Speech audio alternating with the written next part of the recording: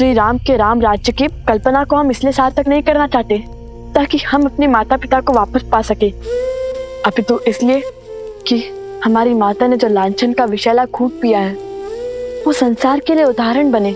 उचित कहा भैया, हम अपने कर्तव्य का निर्वहन करेंगे। शीघ्र ही अयोध्या पहुंचकर प्रजावासियों की दूषित सोच को पवित्र करेंगे। पुत्रों, अंधेरा हो चुका है, आज रात्रि हमें यहीं रुकना होगा। जी गुरुवर। जी गुरुवर।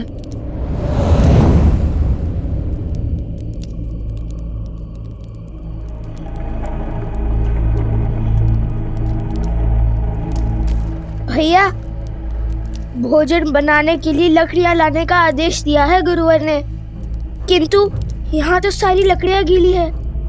देखिए भैया।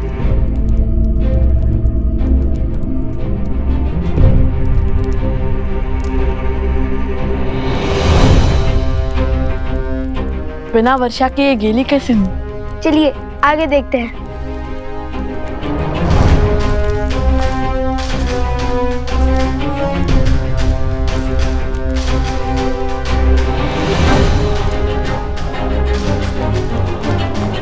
भैया, ये भी गिरा है।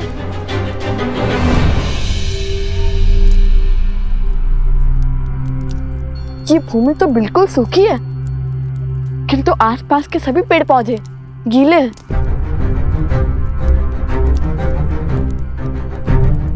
ये कैसे संभव है? ये कैसी वर्षा है?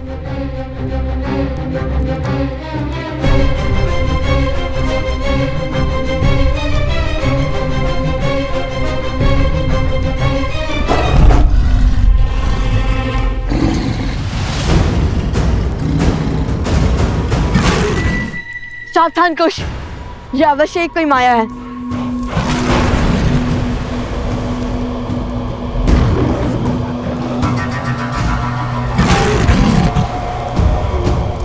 चलो चलकर देखते हैं।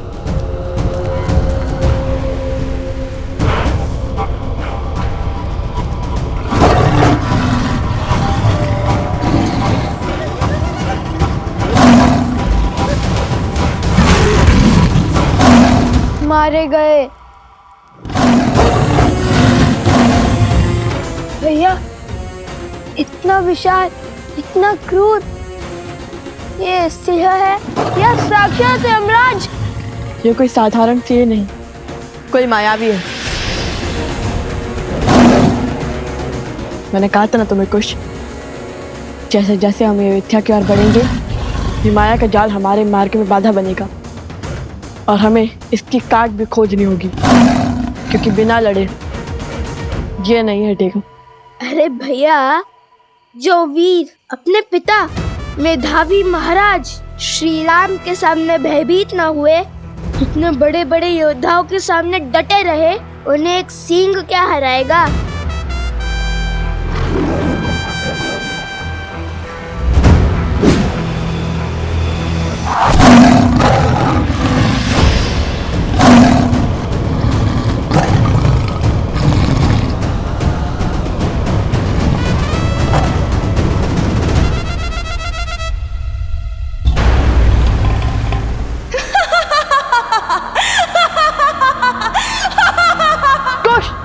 यह ध्वनि कहाँ से आ रही है?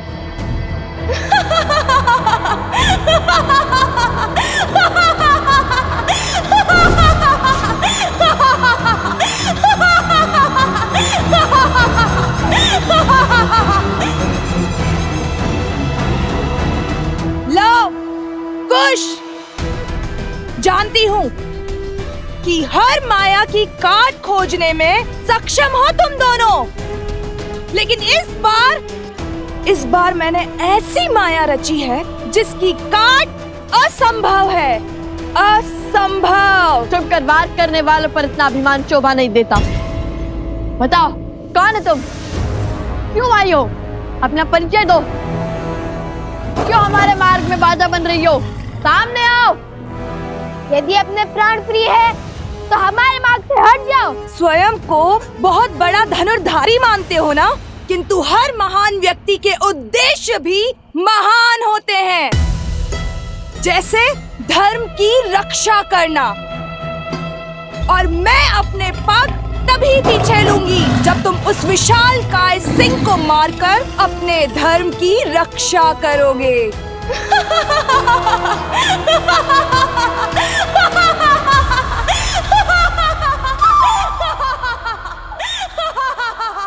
भैया, यहाँ पे तो बहुत सारे मार्ग हैं। हम तुम्हारी संतुष्टि के लिए इस सिंह के मुंह में क्यों जाए? खड़े रहो यहीं। भैया, हम किसी और मार्ग से चले जाते हैं। चलिए भैया। अरे, इतने बड़े शूरवीर होकर इतने से सिंह से भयभीत हो गए। तनिक समीप जाओ और देखो दांव पर क्या लगा है।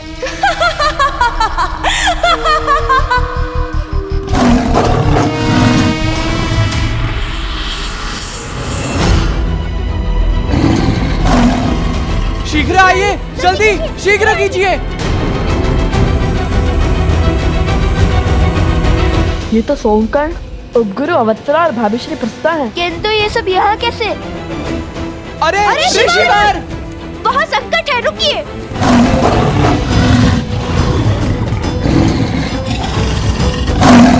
नहीं, रुको।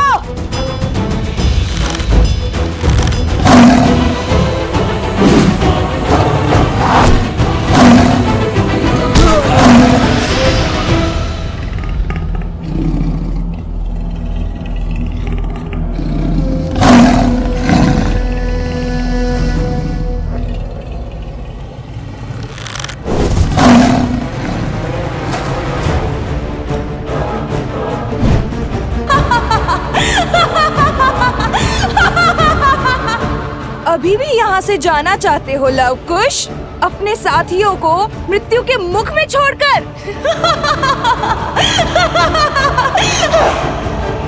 चलो कुश।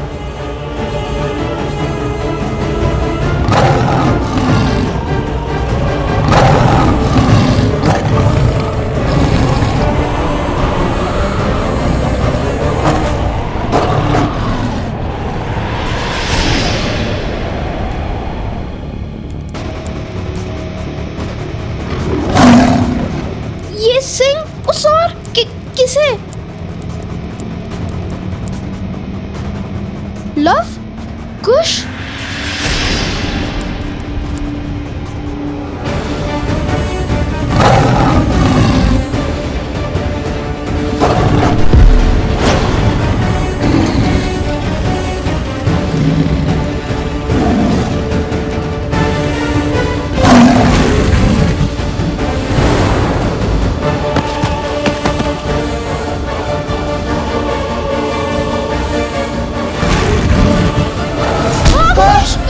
कुश!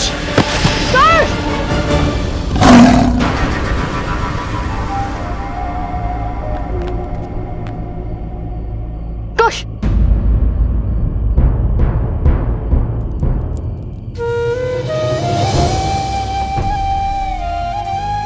कुछ नहीं हुआ भैया, ये तो केवल एक खरोच है।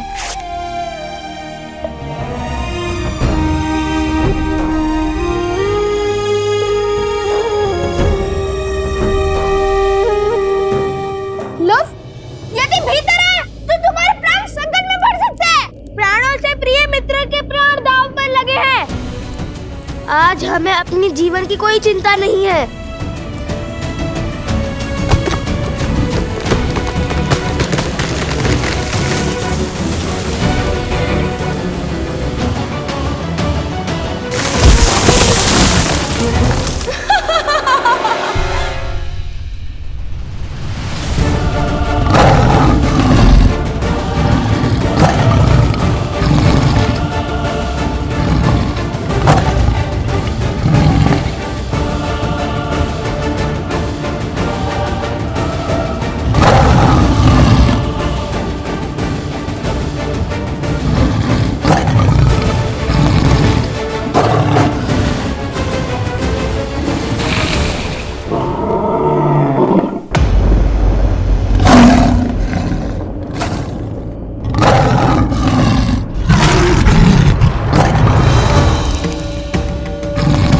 मार्ग से हटो मायावी पशु।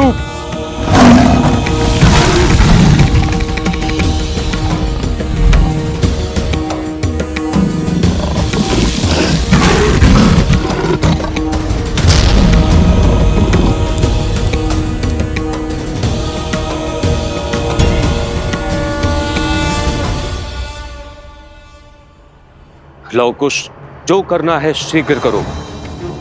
ये कुछ क्षणों के लिए ही मूर्छित हुआ है, अब ये उठा तो इसे नियंत्रित करना असंभव हो जाएगा। ध्यान रहे, घायल सिंह और भी अधिक घातक होता है।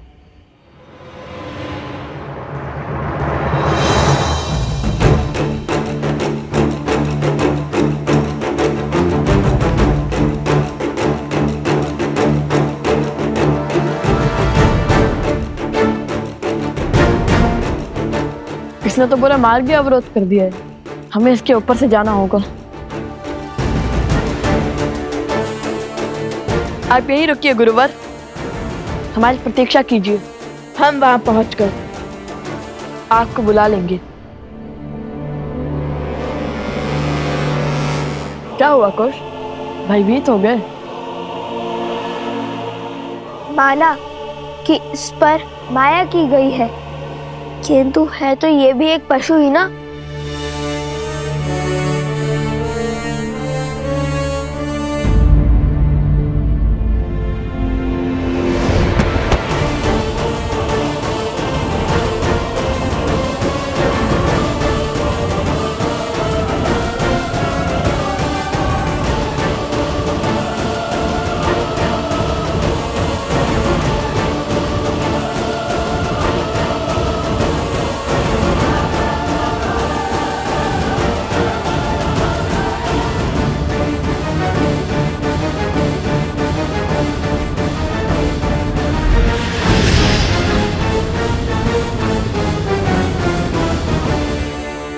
कहाँ रह गए कुश? अरे सिंह का शरीर है, अयोध्या का उपवर नहीं, वे सरलता से आगे बढ़ा जाए और ये सांसें इतनी तीव्र ले रहा है कि लगता है कि भूकंप आ रहा है। इतनी बातों का समय नहीं है कुश, शीघ्र चलो।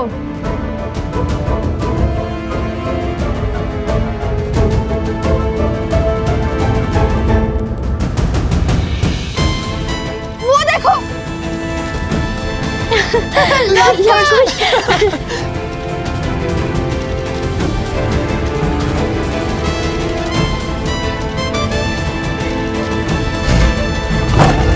भैया, कुश कुश कुश,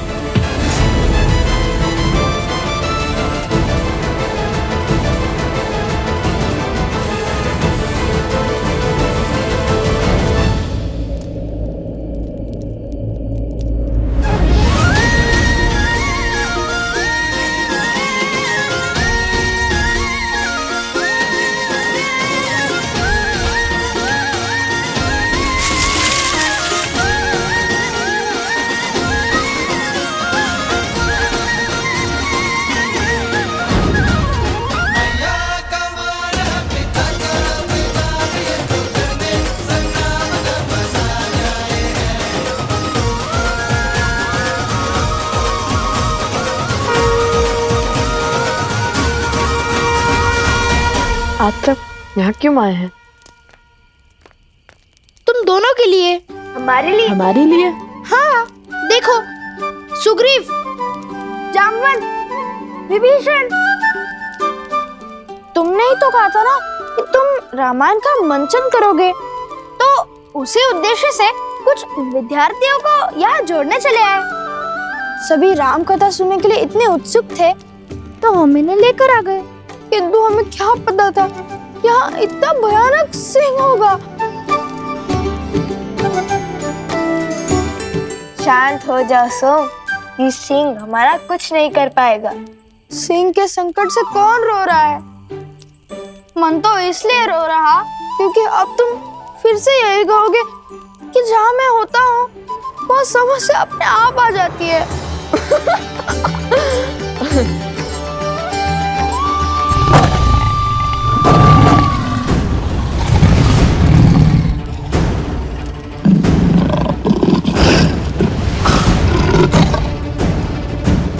समय बीतने को है, सज रहो।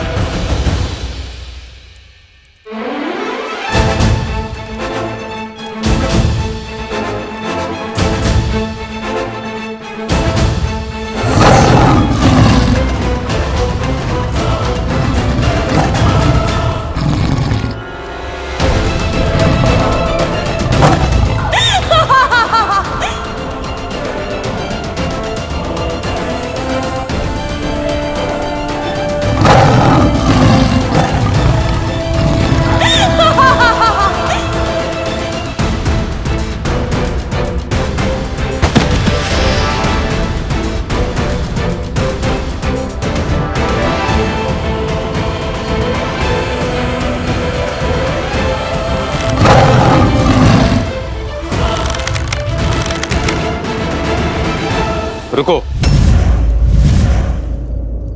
प्रहार से पहले सत्य का पता लगाना आवश्यक है, क्योंकि इतने विशालकाय सिंह का इस संसार में होना असंभव है, क्योंकि इसके पीछे अवश्य कोई माया छुपी है। आपका संदेह उचित है। इसके पीछे से किसी स्त्री की ध्वनि आ रही है, और ये माया भी उसी स्त्री ने रची है। तो उस मायावी स्त्री से लड़ने की योजना है?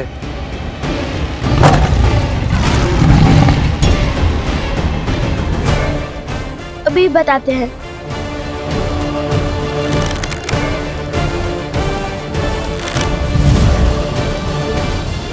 जय श्री राम।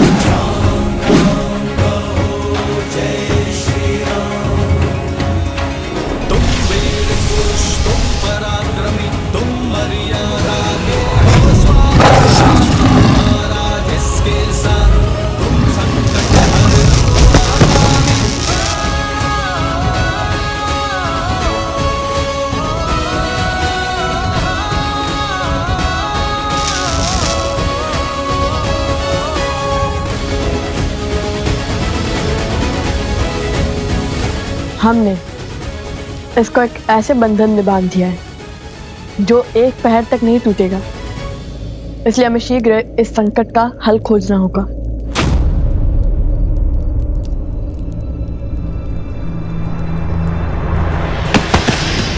कुश! कुश, क्या हुआ? कुश, उठो! कुश, उठो! कुश, उठो! उठो कुश! कुश, क्या हुआ तुम्हें? बताओ मुझे। कुश, उठो!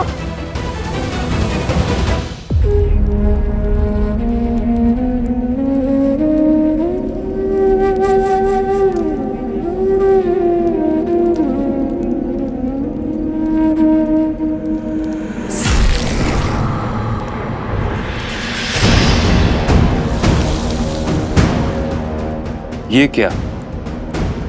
शेर के पंजे से। ये अवश्य कोई मायावी शक्ति है और उसका विष कुश के शरीर को पीड़ा दे रहा है। यदि इसका शीघ्र उपचार नहीं हुआ तो कुश का प्राण संकट में पड़ सकता है।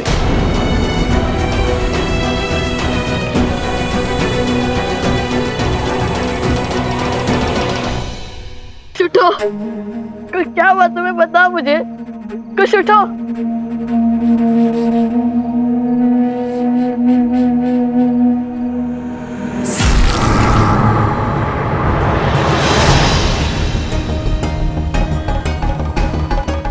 ये क्या? शेर के पंजे से। ये अवश्य कोई मायावी शक्ति है और उसका विष कुश के शरीर को पीड़ा दे रहा है।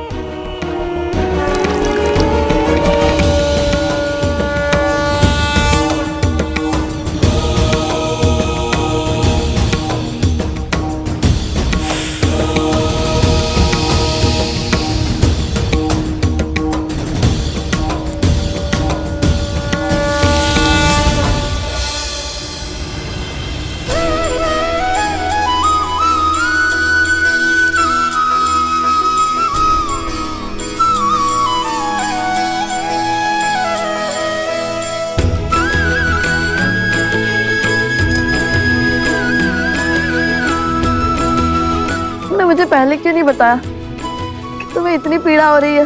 तो आप अकेले इसी ऐसे बैठ जाते ना भैया।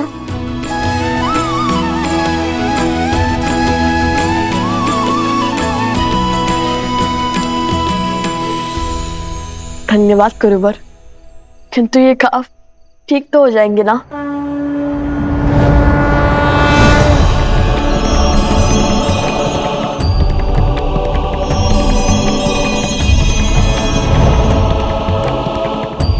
पुत्र, यहाँ एक श्रापित रत्न है जिसके उपयोग से प्रकृति को नियंत्रित किया जा रहा है और उसी मणि का उपयोग इस सिंह पर भी हुआ है। इस माया की गांठ उस मणि का अंत है और तभी कुश का घाव भी भरेगा। जब तक उस श्रापित मणि का अंत नहीं होता तब तक कुश के शरीर के भीतर ये मायावी विष फैलता रहेगा। बताइए कहाँ है वो मणि? मैं अभी जाकर उसे नष्ट कर दूंगा और अपने भाई को इस कष्ट से मुक्त कर दूंगा। पुत्र, मैं तुम्हारी भावना समझ रहा हूं, किंतु उस स्थान तक पहुंचना सरल नहीं होगा, क्योंकि उस मणि की भांति वो स्थान भी श्रापित है और वो असुर शक्ति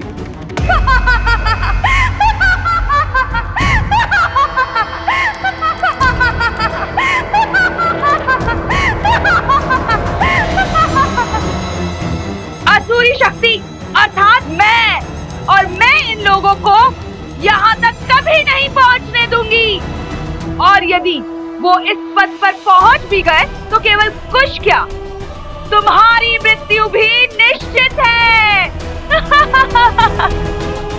देखना, एक दिन तुम्हें इसका मूल्य चुकाना होगा। मेरे भाई को इस दशा में पहुंचाने का तुम्हें पछतावा होगा। हमारे पास कितना समय गुरुवर? जैसे जैसे भोर समीप होगा कुश की पीड़ा बढ़ती जाएगी और जैसे ही सूर्य की पहली किरण कुश के घाव पर पड़ेगी वो जल उठेगा और फिर मैं एक पैर के भीतर लौटूंगा। मुझे आशीर्वाद दीजिए। आशीर्वाद दे ऋषिवर। नहीं कुश, तुम कहीं नहीं जाओगे। मैं जाऊंगा और मणि को नष्ट करके आऊंगा। तुम्हें मुझ पे विश्वास नहीं है? भैया, जब स्वयं महाराज राम पिताश्री महर्षि विश्वामित्र के साथ असुरों का संहार करने जा रहे थे, तब क्या उन्होंने श्री राम से अनुमति मांगी थी? तो कुश वो भिन्न है। भैया, बिना आपके मैं कहाँ और बिना मेरे आप कहाँ?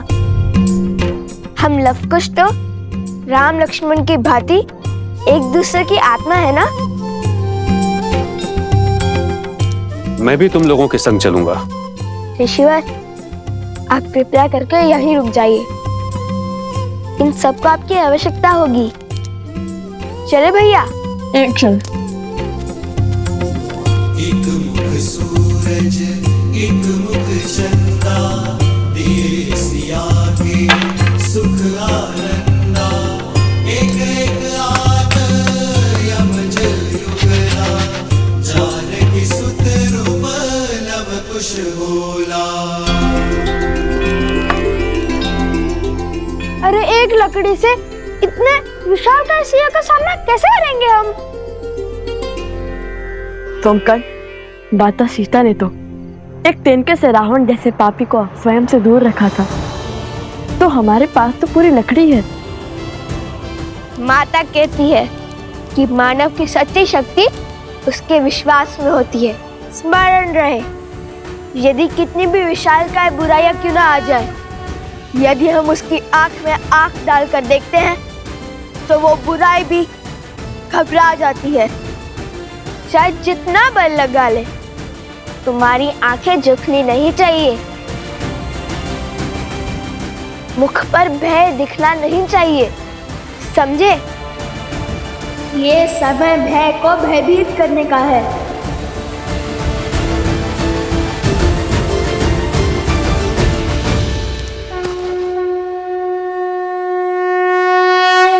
विजयी भव।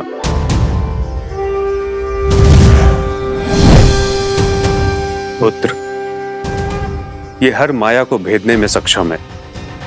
इसकी आवश्यकता तुम्हें होगी।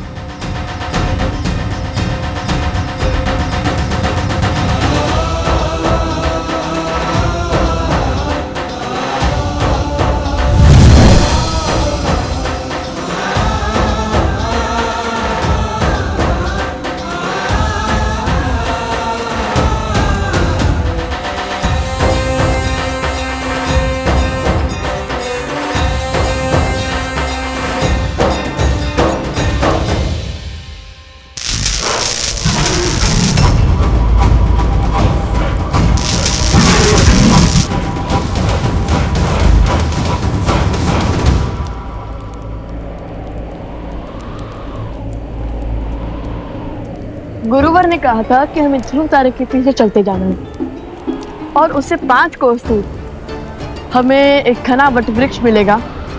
उसके ऊपर एक तांबे की घंटी होगी। भैया, क्या हुआ? कुछ बहुत पीड़ा हो रही है, खाव कष्ट दे रहा है। बताओ मुझे, यदि तुम्हें विश्राम करना है तो कर लो। नहीं भैया, मैं ठीक हूँ। मेरी अचरज का कारण तो आपकी सोच है।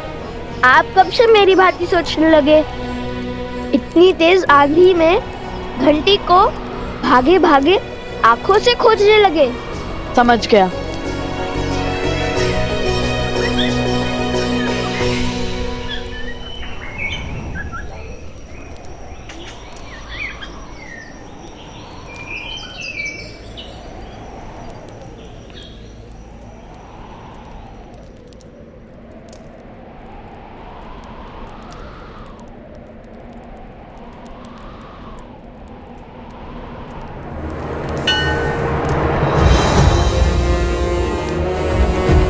वहां उस ओर।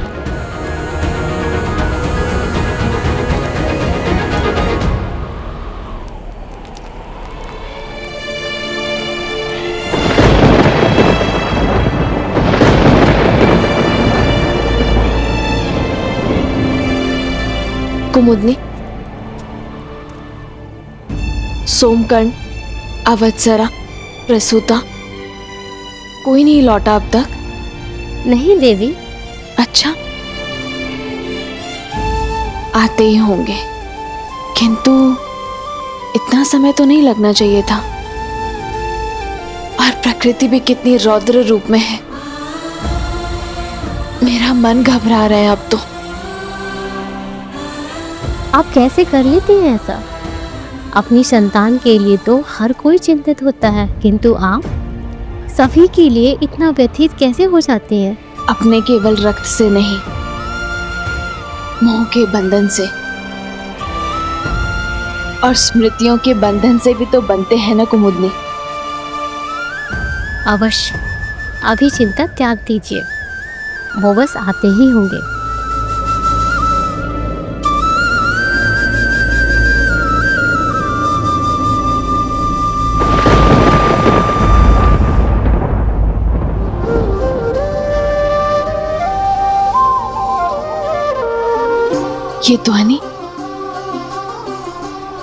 ये ध्वनि कहाँ से आ रही है?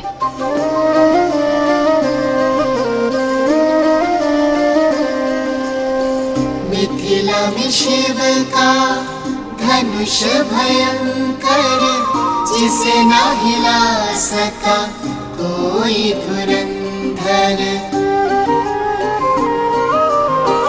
राम लखन गुरु मिथिला पहुँचे, लक्ष्य था देखन सिया का स्वयंवर, मिथिल सभा में थी विकट निराशा, कौन बने भरतार सिया का, ले गुरु आशीष उठे फिर राम, शीश झुका किया शिव को प्रणाम, राम सिया राम सिया राम सिया राम, राम सिया रामायण को प्रणाम, राम सिया राम सिया राम सिया राम, राम सिया राम सिया राम सिया राम।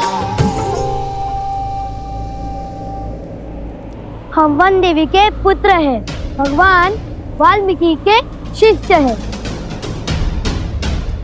और हम धर्म के मार्गी हैं।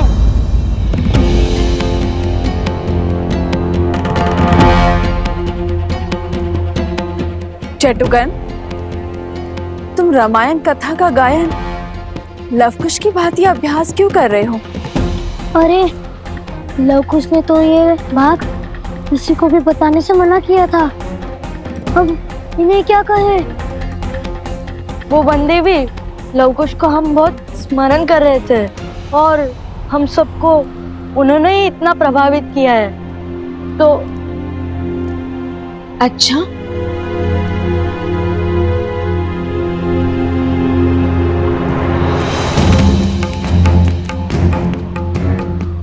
असत्य का दंड जानते हो ना? नहीं नहीं, हमें दंड मत दीजिए। तो फिर सत्य बताओ। वो लवकुश ने कहा है कि आपकी कथा का मंचन करना है। जब आपने अयोध्या छोड़ दी थी तब का भाग संसार के सामने भी लाना है। अयोध्या में मेरी कहानी कहने का क्या उद्देश्य होगा? क्या अर्थ है इसका? वो दोनों करना क्या चाहते हैं?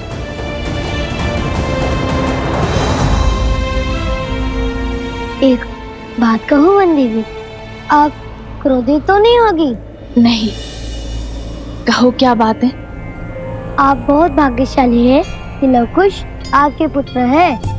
वो दोनों हर क्षण आपके विषय में ही सोचते रहते हैं। देखिएगा, जब अयोध्या में लवकुश की रामायण का मंचन होगा तब उनके प्रयास अवश्य सफल होंगे, रामायण अवश्य पूर्ण होगी। किंतु हाँ, तनिक चौंकने के लिए सज्ज रहेगा और अब आगे कुछ मत पूछेगा।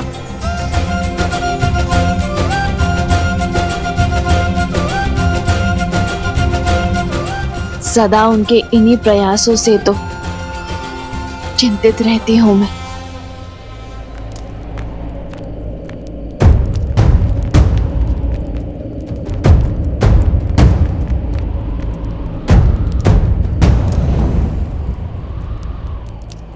मिल गया।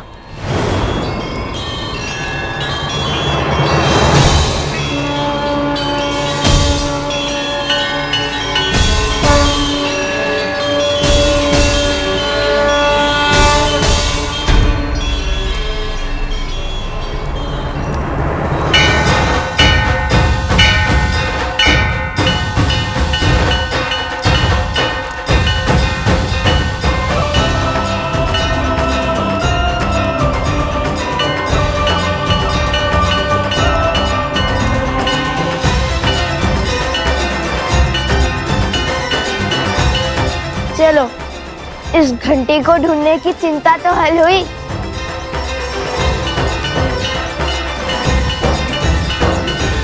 कैसी चिंता देवी? यही कि बिना संकट जाने, बिना परिणाम सोचे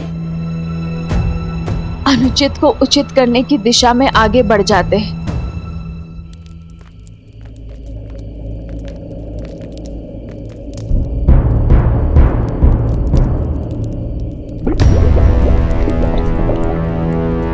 भैया, हमें बस एक सेतु खोजना है जो हमें पर्वत के उस ओर जैन शिरण मंदिर तक पहुंचा दे। जैसा गुरुवर ने बताया था।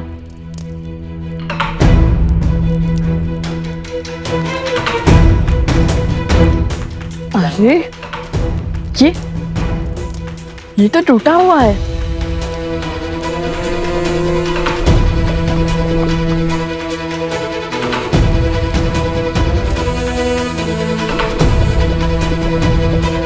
भैया,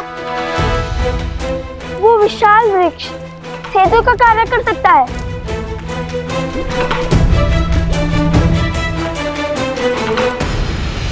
हाँ तो कर्म उचित हो तो परिणाम की चिंता क्यों करना।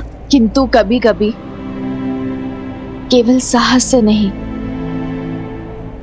चतुराई से भी कार्य को संपूर्ण किया जा सकता है। मैं तो बस आशा करती हूँ कि वो केवल अपने बल से नहीं,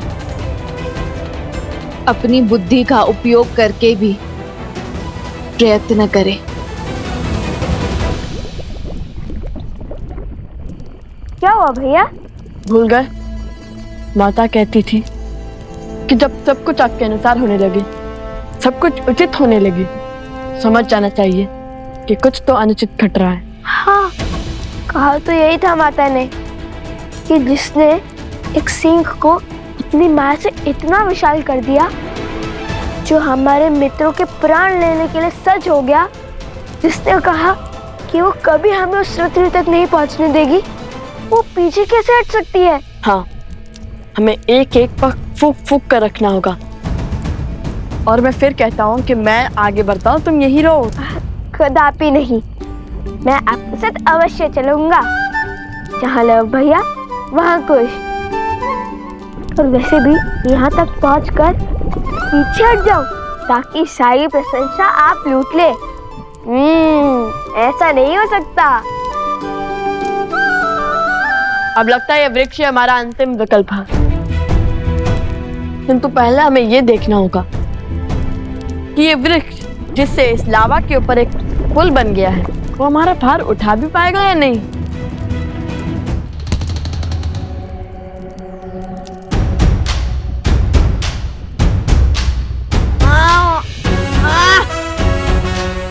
नहीं कुश,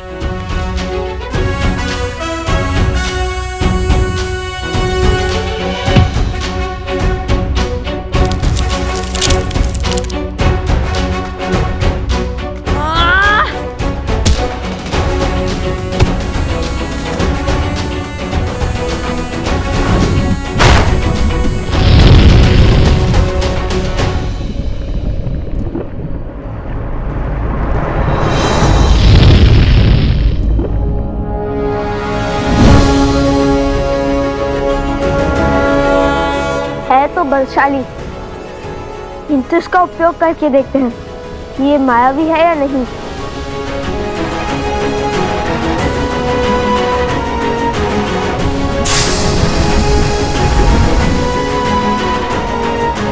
चलो, माया के प्रभाव से भी दूर है ये। चलो अब हम इस पर चल सकते हैं।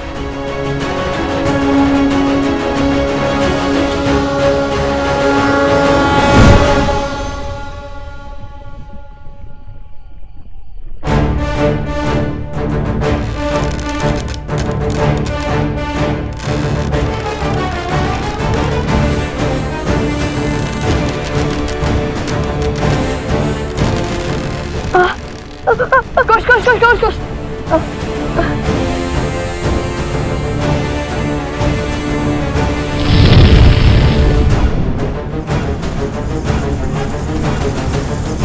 ये ध्वनि कैसी आ रही है?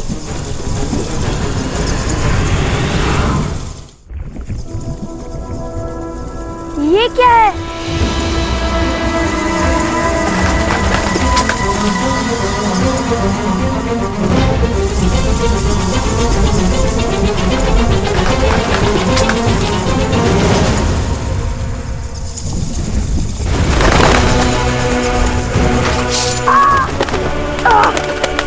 कुछ संभाल के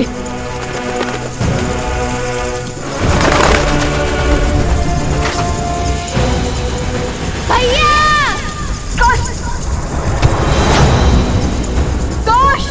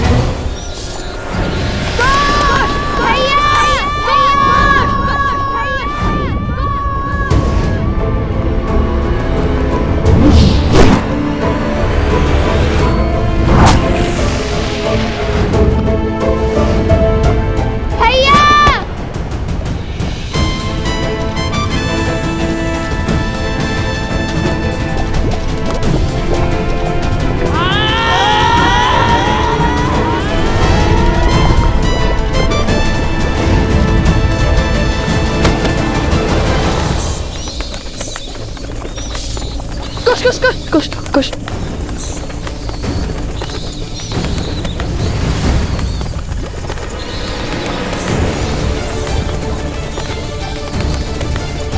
भैया ये तो पुनः आ गए।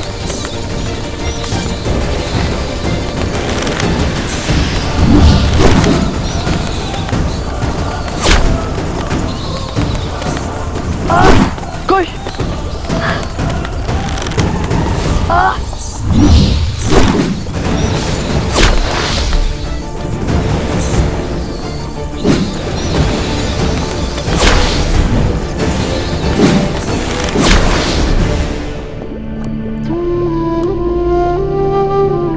अभी तो बहुत मार्ग शेष है।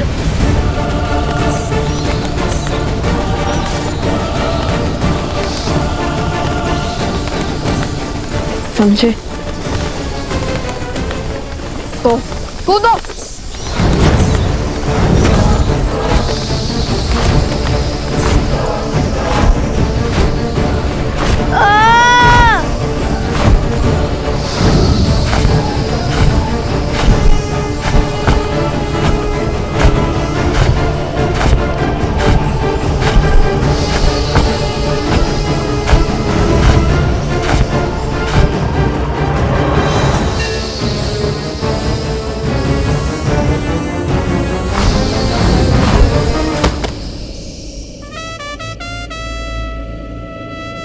हम सुरक्षित हैं, हम बच गए भैया। चलो अब इनका अंत करते हैं।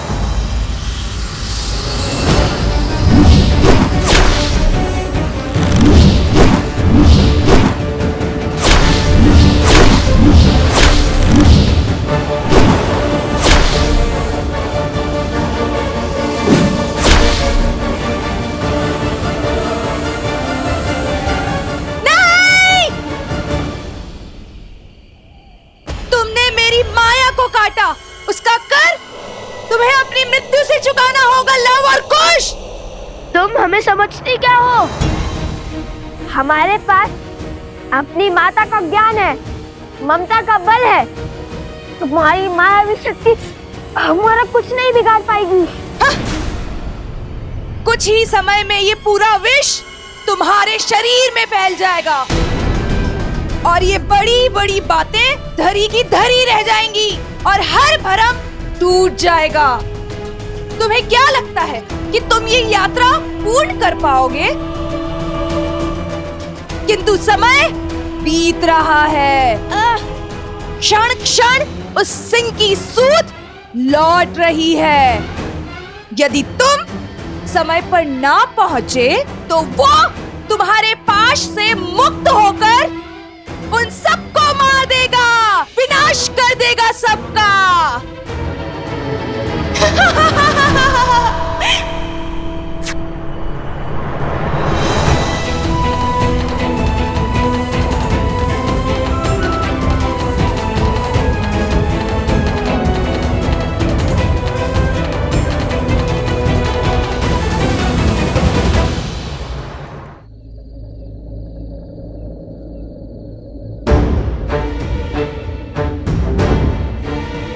इनमें से उचित मार्ग कौन सा है? क्योंकि एक अनुचित मार्ग अर्थात मृत्यु।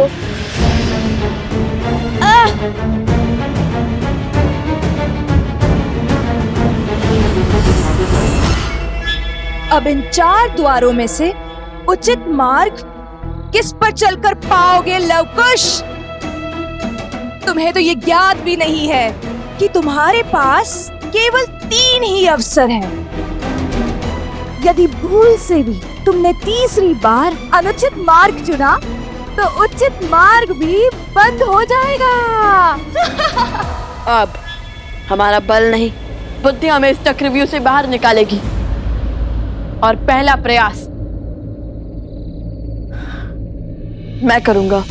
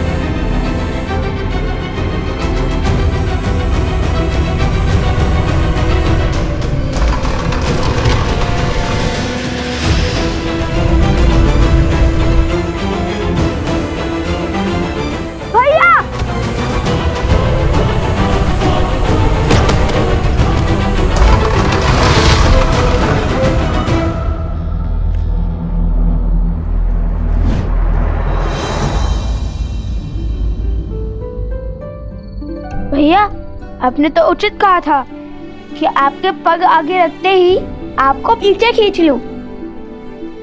ये योजना आपकी थी, किंतु इसको सुचारू रूप से संपूर्ण करने का श्रेय तो मुझे ही जाता है ना भैया? हाँ हाँ हाँ, किंतु ये मशाल बुझ कैसे गई? छोड़ो, चलो अब दूसरा द्वार भी देख लेते हैं।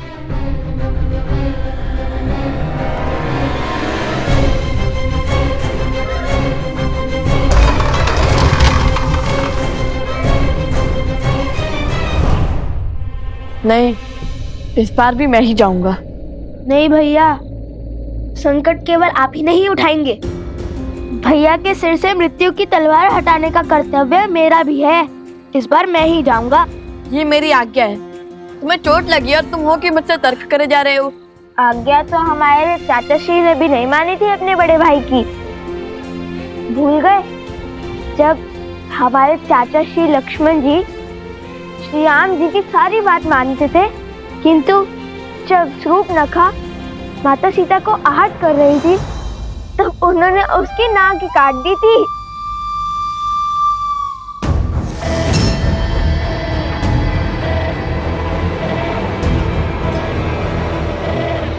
वो नाक कटी शूर्पणखा कैसी दिखती होगी? एकदम चिड़ै जैसी। ठीक है, अब बातों पर नहीं कार्य पर ध्यान दो। अब तो मेरी बात तो मानोगे नहीं ना? जाओ, तुम ही जाओ। जाओ, समय निकल रहा है।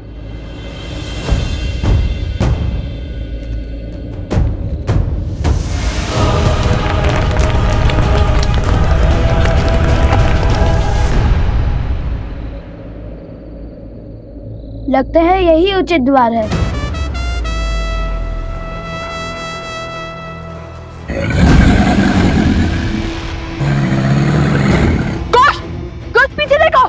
पीछे ही तो देख रहा हूँ। कोश, पीछे देखो। कोश, पीछे।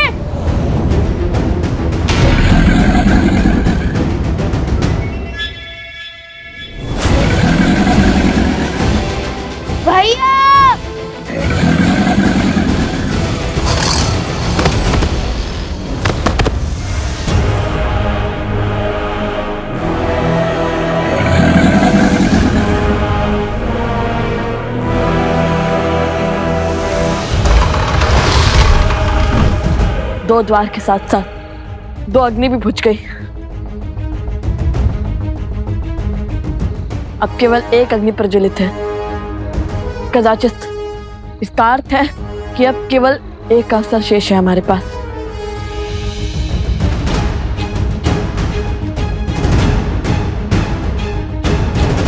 बस एक अनुचित विकल्प और इनकी पराजय निश्चित है। अब तीसरे द्वार की बारी।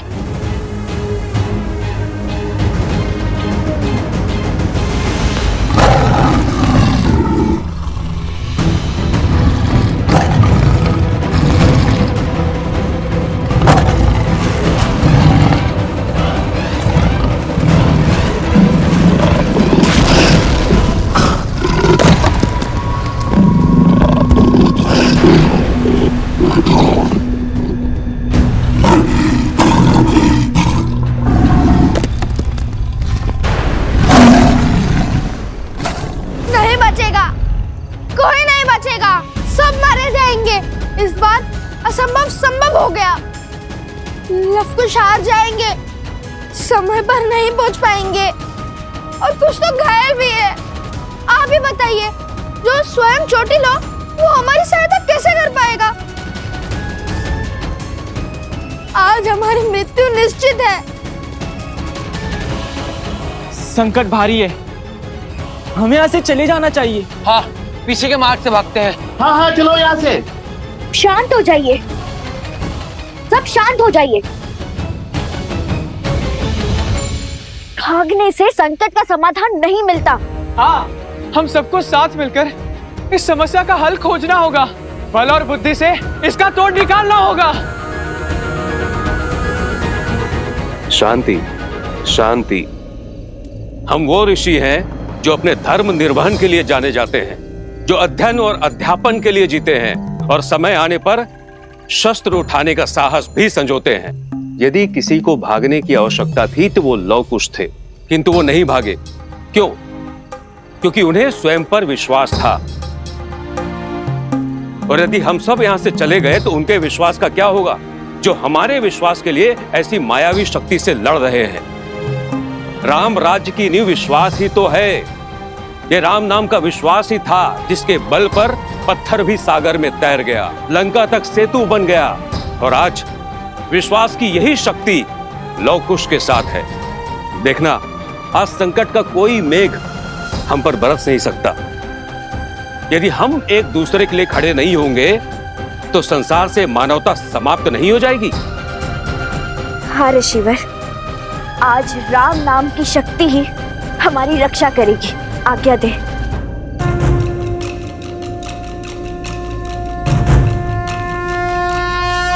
श्री रामम श्री रामम श्री रामम श्री राम श्री रामम श्री रामम श्री रामम श्री राम। इस नाम को पार करके भीतर आने का साहस इस विशालकाय मायावी सिंह में भी नहीं होगा। राम राम रामेति रमे रामे मनोरमे सहस्रनाम तत्तुल्यं राम नाम वरानने।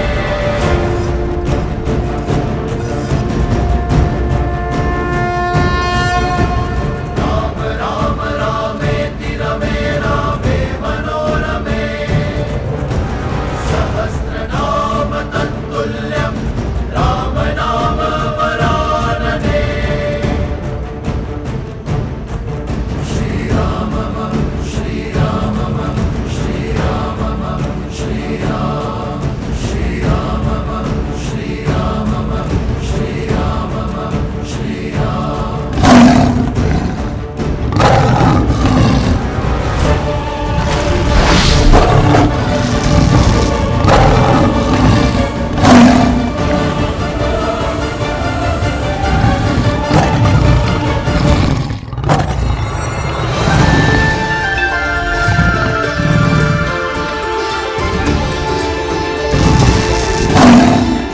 देखा, ये है राम नाम का बल। जय श्री राम, जय श्री राम, जय श्री राम, जय श्री राम।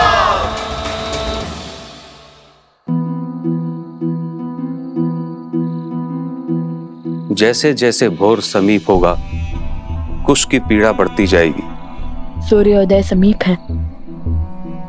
तुम ठीक तो हो ना?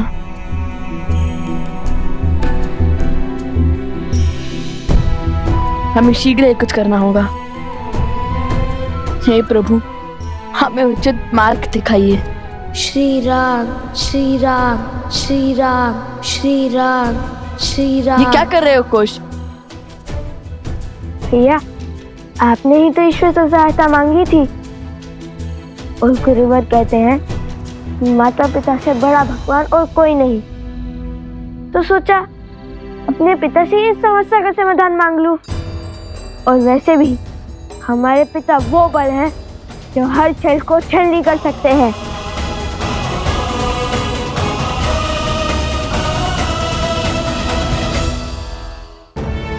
श्री राम श्री राम श्री राम श्री राम श्री राम श्री राम।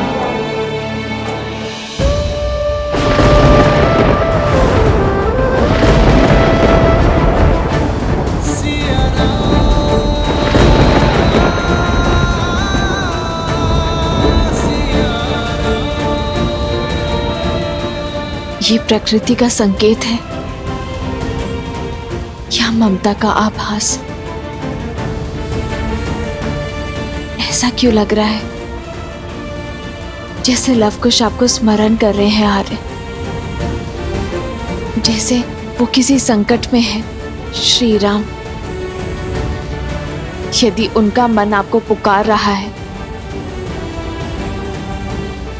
तो वो ध्वनि आप तक पहुंचे।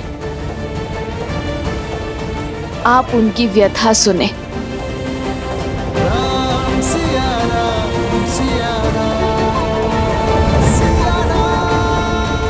श्री राम श्री राम श्री राम।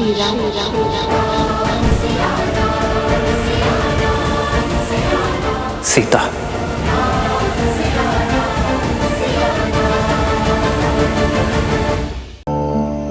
श्री राम श्री राम श्री राम श्री राम।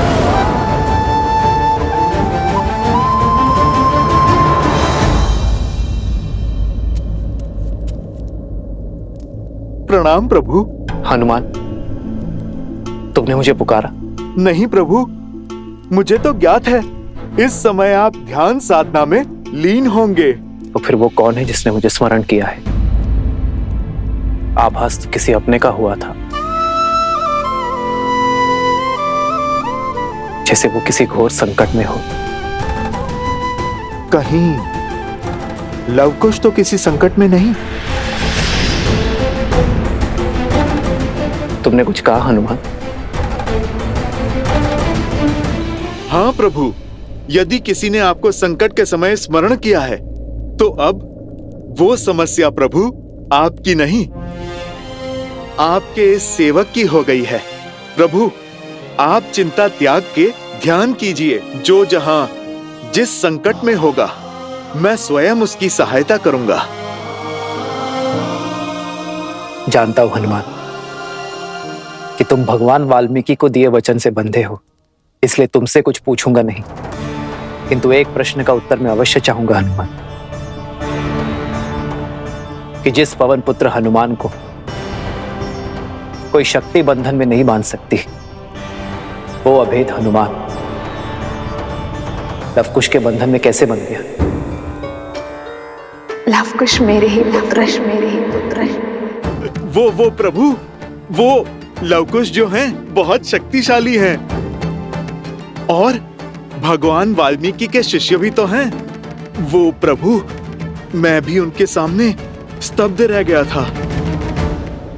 हनुमान,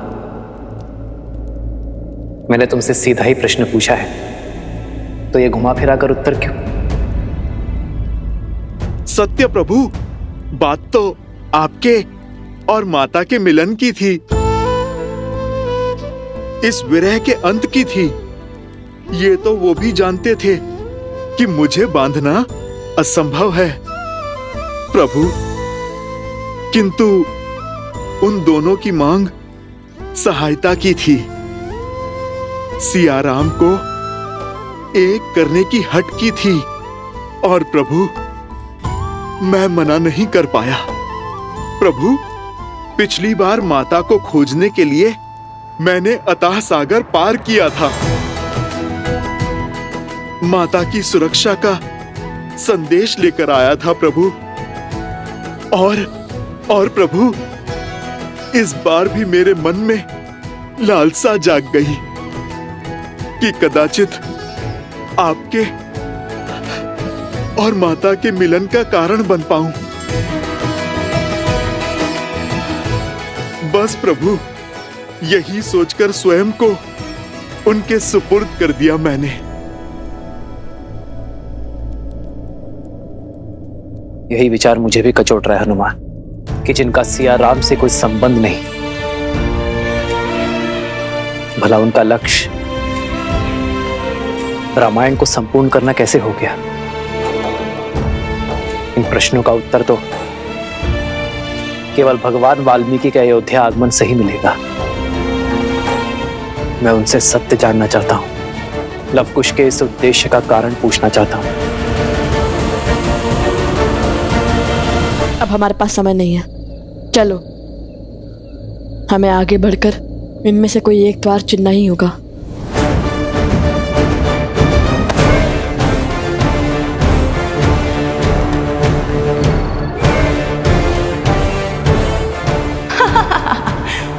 जाओ जाओ, रघुवंश के अंत की ओर जा रहे हो।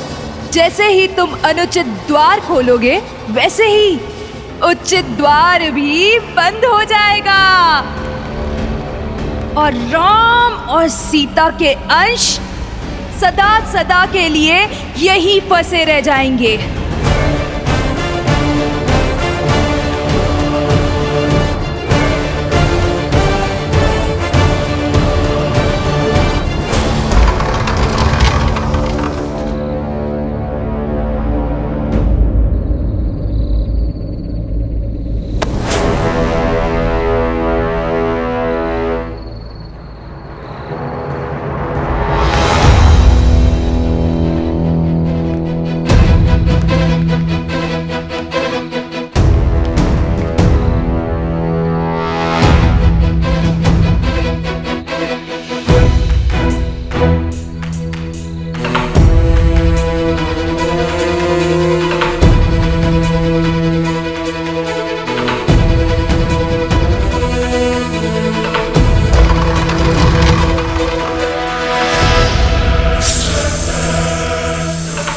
सारे सर्प! कुश भागो, कुश शीघ्र चलो, कुश चलो। गति बढ़ाओ कुश, हमारे पास समय कम है।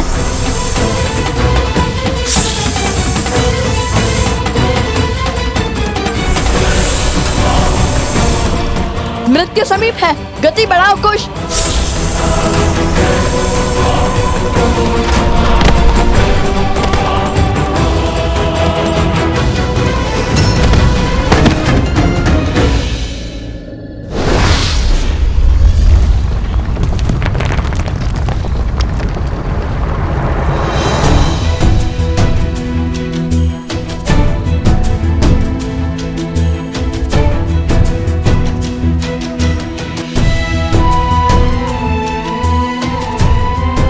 आज सुबह तुम ठीक तो हो ना? अधिक पीड़ा तो नहीं हो रही है ना?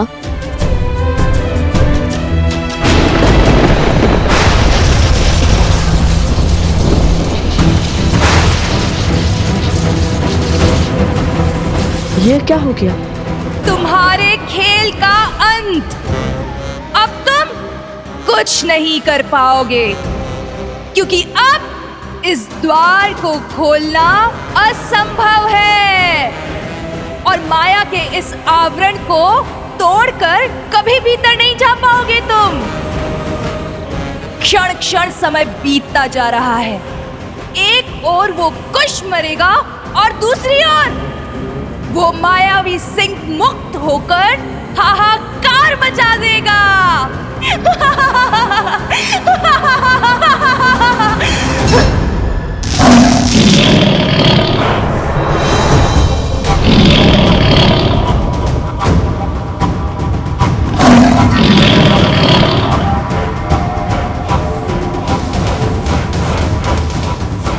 सूर्योदय होने को है, किंतु श्री राम नाम का जाप करने के बाद भी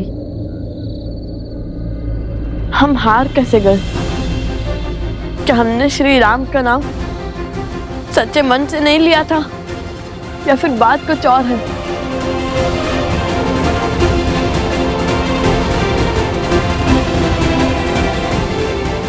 हे श्री राम,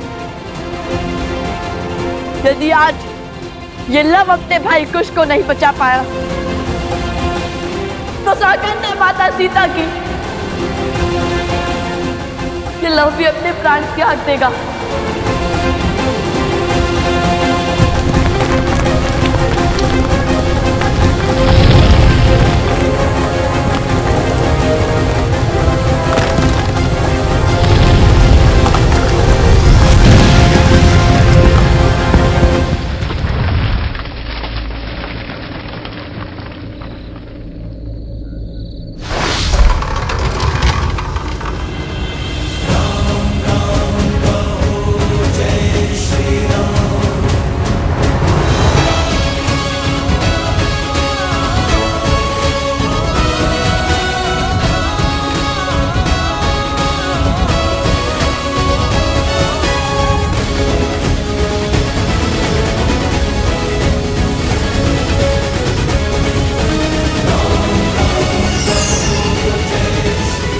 ये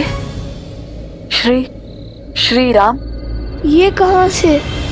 संसार में जब जब संकट में फंसा व्यक्ति श्री राम को पुकारेगा, सच्चे मन, कर्म और धर्म से उन्हें स्मरण करेगा, तब तब राम काज पूर्ण करने के लिए हनुमान अवश्य आएगा। ये स्वर तो सुवानर का है।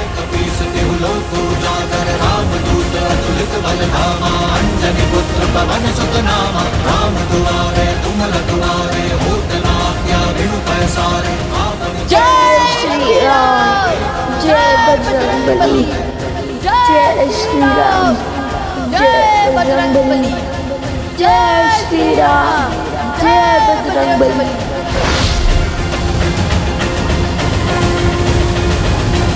जय जय महाबली हनुमान।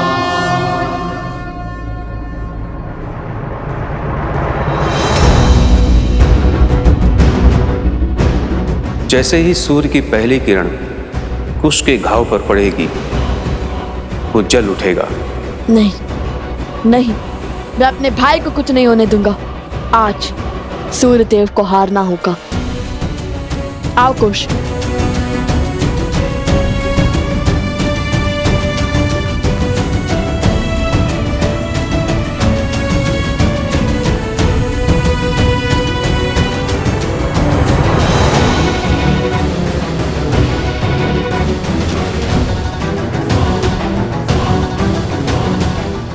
ऋषभ, सूर्य तो उदय हो गया, किंतु यहाँ कुछ नहीं बदला।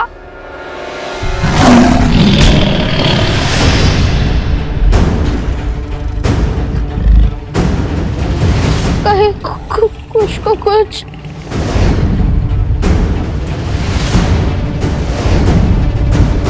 Sombre, sombre, sombre.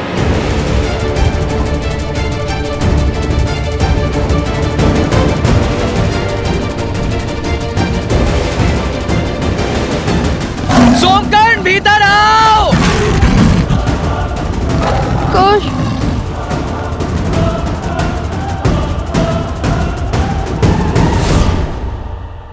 कुश, तुम्हें वो रत्न दिखाई दे रहा है ना? कर पाओगे ना? हाँ, करूँगा, अवश्य करूँगा। हटो!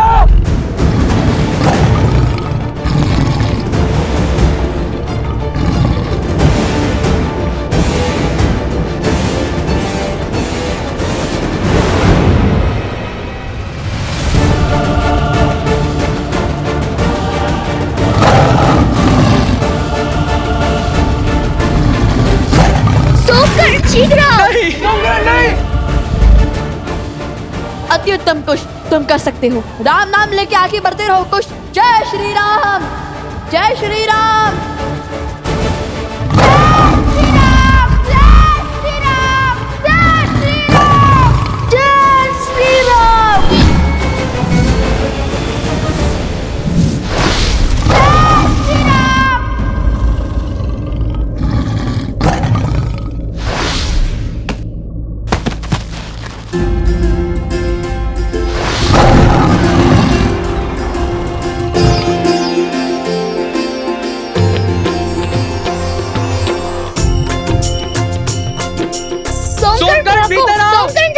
शीघ्र शीघ्र।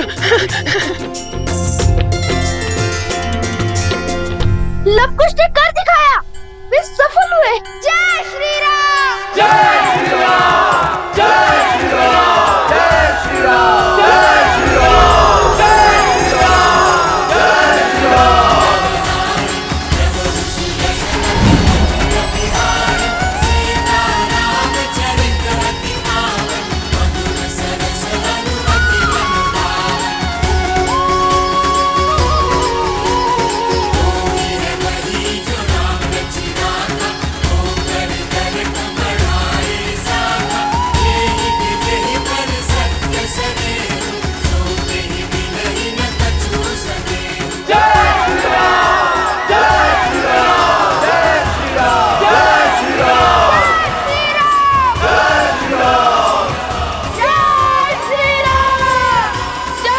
श्री राम।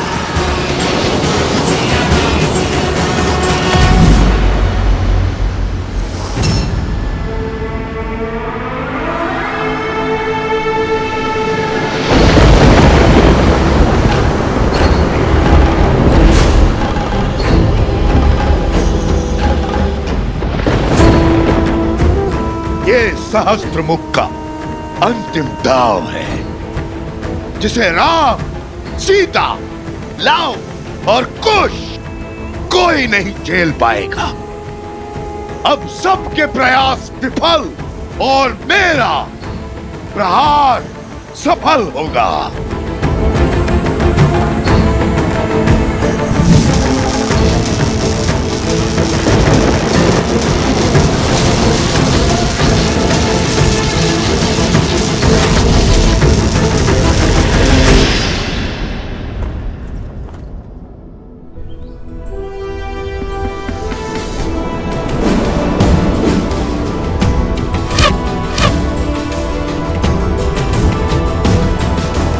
अत्युत्तम अंगद, चंद्रकेतु बिल्कुल अपने पिताश्री लक्ष्मण काकाश्री की भांति लक्ष्य को भेदा है। धनुर्विद्या में पारंगत हो। धन्यवाद भैया।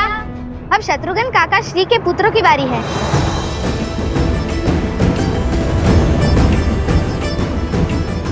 चलिए लक्ष्य को भेदिए सुबाहु भैया।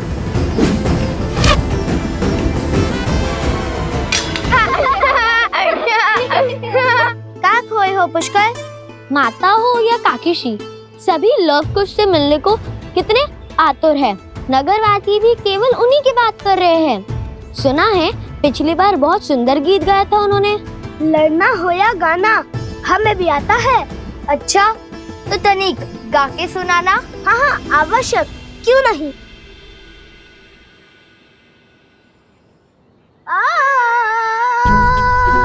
अरे अरे हम क्यों लड़ने लगे आपस में? हमें कुछ ऐसा करना चाहिए जिससे प्रजा हमारे बारे में अच्छी बातें करे। लव कुश के स्थान पे हमारी प्रशंसा हो, क्योंकि रघुवंश के दीप हम हैं और वो साधारण थे ऋषि कुमार। विचार तो उत्तम है, क्यों ना हम उन्हें यहाँ आने ही ना दे, बल्कि हम अयोध्या के बाहर उनका स्वागत करेंगे, उनसे मित्रता करेंगे, उनसे सभी गुण सीखेंगे और फिर उनको उन्हीं के खेल में परास्त करेंगे।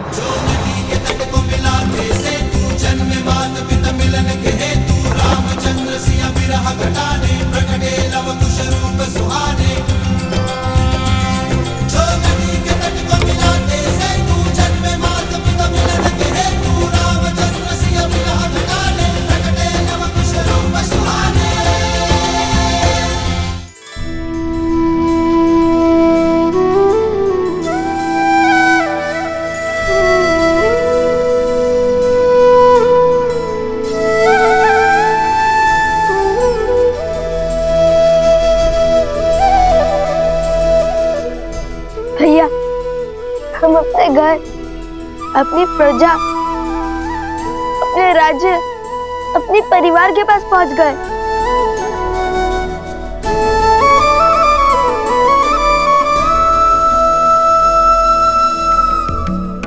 लव कुश, तुम दोनों आगे बढ़ो, मैं पवित्र माता सरयू की पूजा करके आता हूँ। जो आज्ञा ऋषिवर, जो आज्ञा गुरुवर। और एक बात स्मरण रहे, भगवान वाल्मीकि ने अभी तक तुम दोनों को सत्य प्रकट करने की अनुमति नहीं दी, इसलिए जब तक उनका आदेश ना हो तब तक किसी को नहीं बताना कि हम सिया राम के पुत्र लव कुश हैं।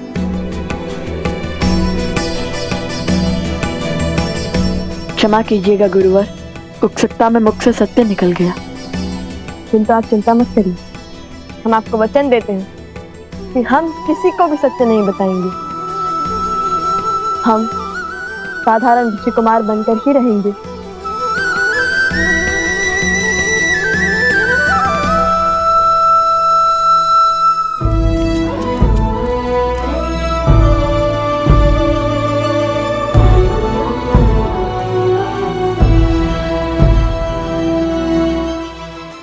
अरे ये कोई लड्डू खाने का समय है कुछ? भैया आप तो जानते ही है ना कि ऐसी विकट स्थिति में मेरी भूख कई गुना बढ़ जाती है, और आज पहली बार हम अपने परिवार के सम्मुख जा रहे हैं, तो ऐसे में इस असाधारण भूख का उपाय तो केवल माता के हाथ के बने लड्डू ही कर सकते हैं। रुक जाओ।